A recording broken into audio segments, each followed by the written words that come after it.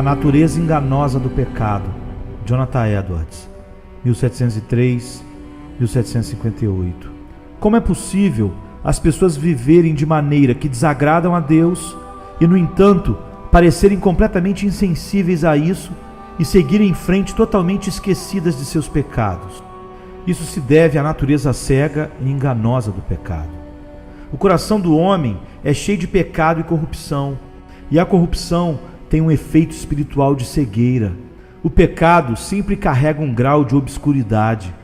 Quanto mais ele prevalece, mais ele obscurece e ilude a mente. Ele nos cega para a realidade que está em nosso próprio coração. Assim, o problema não é, em absoluto, a falta da luz da verdade de Deus. A luz brilha suficientemente ao nosso redor, mas a falha está nos nossos olhos. Estão obscurecidos e cegos pela incapacidade mortal que resulta do pecado. O pecado engana facilmente porque controla a vontade humana, e isso altera o julgamento. Quando a concupiscência prevalece, predispõe a mente para aprová-la. Quando o pecado influencia nossas preferências, ele parece agradável e bom. A mente é naturalmente predisposta a pensar que tudo que é agradável é correto. Portanto, quando um desejo pecaminoso vence a vontade, também lesa o entendimento. Quanto mais a pessoa anda no pecado, provavelmente mais a sua mente será obscurecida e cega. Assim é que o pecado assume o controle das pessoas. Portanto, quando elas não estão conscientes do seu pecado, fica extremamente difícil fazê-las enxergar o erro.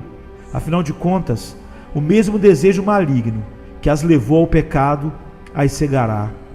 Quanto mais uma pessoa raivosa consente com a malícia ou com a inveja, mais esses pecados cegarão seu entendimento para que ela os aprove. Quanto mais um homem odeia o seu vizinho, mais ele tende a pensar que tem uma boa causa para odiar e que aquele vizinho é digno de ódio, que merece ser odiado e que não é seu dever amá-lo. Quanto mais prevalecem os desejos de um homem impuro, mais doce e agradável o pecado lhe parecerá, e mais ele tenderá a pensar que não há mal nisso. Semelhantemente, quanto mais uma pessoa deseja coisas materiais, provavelmente mais pensa que é desculpável por agir assim. Dirá a si mesma que precisa de certas coisas e que não pode viver sem elas. Se são necessárias, raciocina ela, não é pecado desejá-las. E as concupiscências do coração podem assim ser justificadas. Quanto mais prevalecem, mais cegam a mente e influenciam o julgamento que as aprova. Por isso, a Bíblia denomina os apetites mundanos de as concupiscências do engano. Até pessoas piedosas podem por um tempo permanecer cegas e iludidas pela concupiscência, e assim viverem de uma maneira que desagrada a Deus. A concupiscência também incita a mente carnal a inventar desculpas para as práticas do pecado. A natureza humana é muito sutil quando se trata de racionalizar o pecado.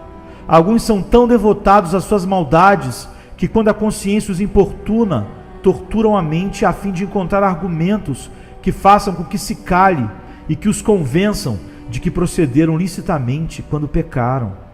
O amor a si mesmo também predispõe as pessoas a desculparem o seu pecado.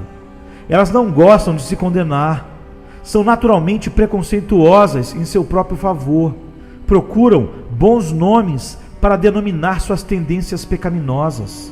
Elas as transformam em virtudes, ou no mínimo em tendências inocentes. Rotulam a avareza de prudência, ou então chamam a ganância de negócio inteligente. Quando se alegram com a calamidade do próximo, fingem que é porque esperam que isso trará algum bem à pessoa. Se bebem muito, é porque sua constituição física o exige. Se caluniam ou falam do vizinho, afirmam ser zelosos quanto ao pecado. Se entram numa discussão, dizem ter uma consciência obstinada e consideram sua discórdia mesquinha uma questão de princípios. E assim, encontram bons nomes para todas as formas de mal. As pessoas têm a tendência de adaptar os seus princípios à sua prática, e não o contrário, além de permitir que seu comportamento se conforme com a consciência. Despenderão uma energia tremenda tentando fazer com que sua consciência se adapte ao seu comportamento. Como o pecado é tão enganoso, e como temos muito pecado no coração, é difícil julgar nossos próprios caminhos com justiça. Por causa disso, deveríamos fazer um autoexame diligente e nos preocupar em descobrir se há algum caminho mau em nós. Tende cuidado, irmãos. Jamais aconteça haver em qualquer de vós perverso coração de incredulidade que vos afaste do Deus vivo. Pelo contrário, exortai-vos mutuamente cada dia durante o tempo que se chama hoje, a fim de que nenhum de vós seja endurecido pelo engano do pecado, como está em Hebreus 3, 12 e 13. As pessoas veem mais facilmente os erros dos outros do que os seus.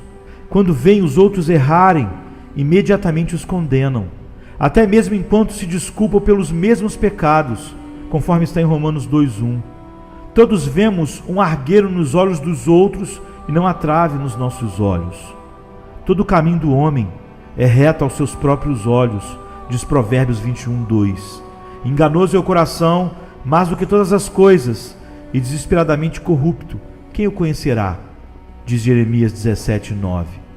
Não podemos confiar em nosso coração nesta questão.